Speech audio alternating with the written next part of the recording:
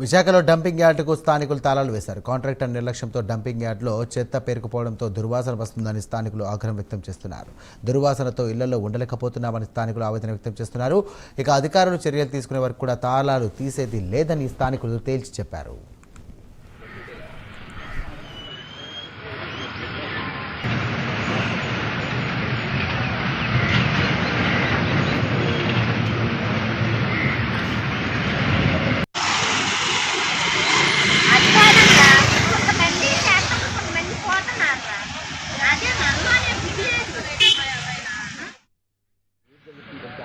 కదా problem face చేస్తుంది sir. ఇప్పుడు మీరు ఎక్కడో శీలనగర్లో అనకాపల్లి ఉంటారు సార్.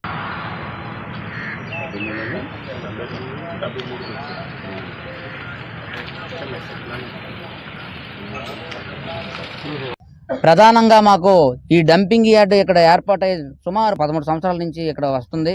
ముందు చిన్న స్టాక్ యార్డ్గా ఏర్పాటు చేసి రోజుకి 400 టన్నులు చెత్త ఇక్కడికి వస్తుంది.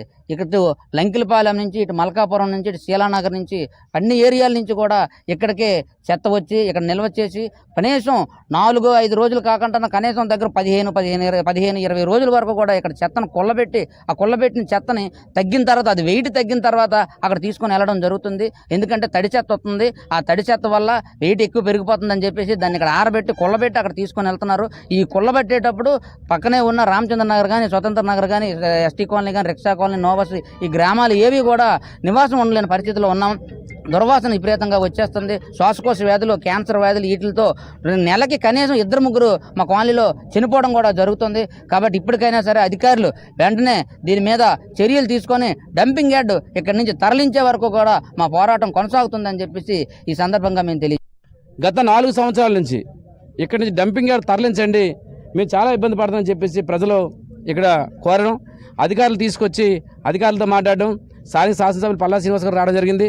వాళ్ళు చూసిన తర్వాత తక్షణమే దీనికి ఏదో మాడిఫై చేద్దాం, ఏదో మారుద్దాం చేద్దాం అని చెప్పి అన్నారు తప్ప ఈరోజు వరకు దానికి ఎటువంటి కార్యరూపం దాల్చలేదు. మేము ఒకటే కోరుతున్నాం, గతంలో స్వచ్ఛంద్ర కార్పొరేషన్ చైర్మన్ గారు పట్టాభి గారిని తీసుకొచ్చిన ఆయన 15 రోజుల్లోనే ఇక్కడ మీకు క్లోజ్ టైప్ చేయించేస్తానని చెప్పేసి ఆయన చెప్పడం జరిగింది. కానీ అధికారులు ఎంతవరకు దీని మీద ఇంట్రెస్ట్ చూపించాలని తెలిసి పరిస్థితి కనిపించట్లేదు.